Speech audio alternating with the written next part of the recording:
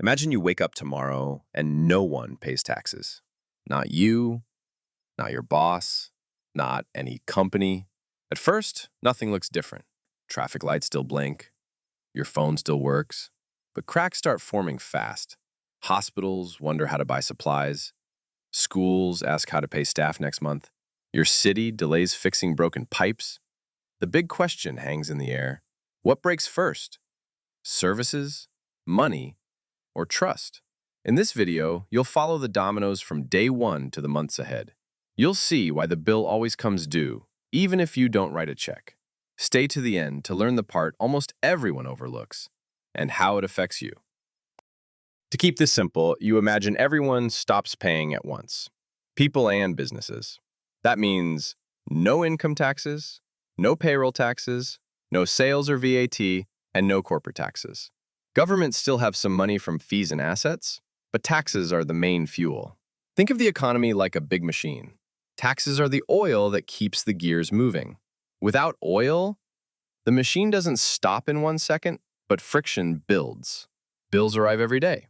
Salaries, medicines, school meals, fuel, repairs. Leaders have two short-term options: spend the cash they already have, or borrow from investors. Your job is to follow what happens next and notice where you would feel it first. You touch tax-funded services all the time, even if you don't notice. We visit a hospital, call the police, send kids to school, or drive on a road. Tax money is working. Pensions, disability benefits, and healthcare rely on steady cash. So do firefighters, teachers, and air traffic controllers. Your city also needs money for trash pickup, buses, parks, and water pipes.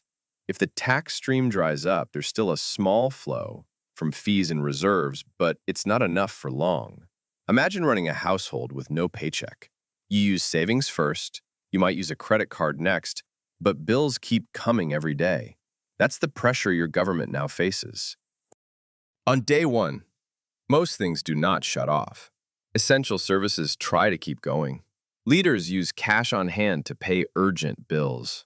They also try to borrow more money by selling bonds to investors. This is like you asking for a bigger credit limit after losing your job. For a short time, it might work, but lenders ask tough questions. Where is your income? How will you pay us back? If answers sound weak, interest rates rise. Higher interest makes borrowing more expensive, so money runs out faster.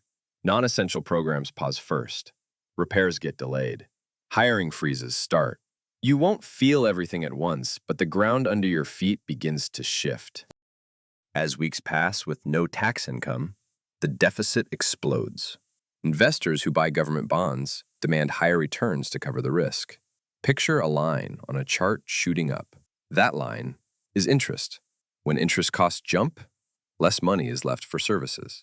Some funds and pensions that hold those bonds start to wobble because rising yields push down bond prices.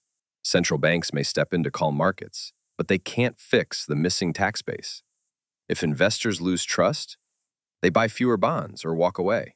That means the government must cut spending fast, raise other charges, or find a different plan. This is where pressure turns into pain you can feel. If borrowing stalls, leaders may turn to the money printer. That sounds easy. Just create the cash and pay the bills. But new money chasing the same goods pushes prices up. That's inflation. It works like a hidden tax on your wallet. Your paycheck buys less. Your savings lose power. Grocery trips feel heavier, even if you buy the same items. A little inflation can be managed, but too much breaks trust in the currency. People rush to spend money before it loses value, which makes prices rise faster. It's a loop. Printing money can buy time, but it doesn't replace a steady tax base. It shifts the cost to you through higher prices. You feel local pain before national headlines. Trash pickups get skipped. Library hours shrink. School trips and after-school programs are canceled. Road repairs wait. Permits take longer. Payments to small contractors arrive late, so some stop work. Police and fire try to stay active, but fuel, overtime, and gear budgets get tight. Hospital suppliers demand faster payment or cash up front. Your bus route gets less frequent. Parks cut maintenance. You spend more time waiting and more money finding workarounds. At first you might think, this is annoying, but fine. Over time, small cuts stack up. Your city starts to look and feel tired. That is the real cost you notice every day. Now let's talk about you. If you personally stop paying taxes, penalties stack up. Governments charge fees for filing late and paying late, and they add interest on top. The longer you wait, the more the bill grows. They can also garnish wages, place liens, and limit some licenses. Even if many people skip taxes, the legal system does not pause. Letters arrive. Deadlines pass. The meter keeps ticking. If you can't pay everything at once, most systems allow payment plans, but you must respond early. The key idea is simple. Not paying taxes doesn't make the cost disappear. It moves the cost into penalties, stress, and lost time that you could avoid. Here's a twist. Most people already pay on time. Why?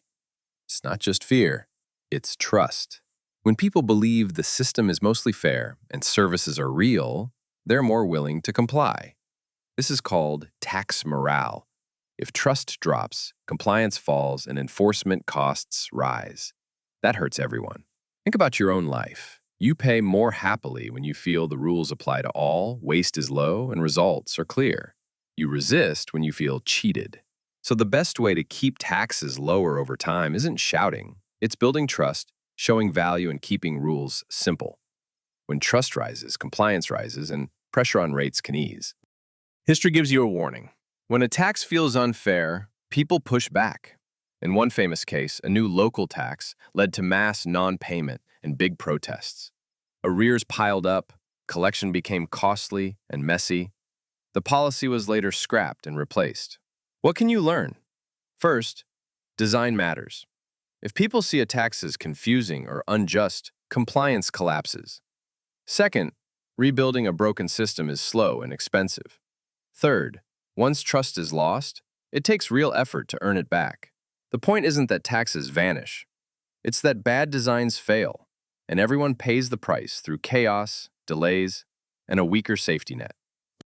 If this breakdown helped, tap subscribe to Byteplane and turn on the bell. Drop a comment with your biggest insight or a question you want answered next. Hit like to push this to more people. Want more clear, no jargon money explainers? Watch next. Banks are making billions off you. Here's how. It's on screen now. Join the Byteplane community for weekly, simple breakdowns that make money easy.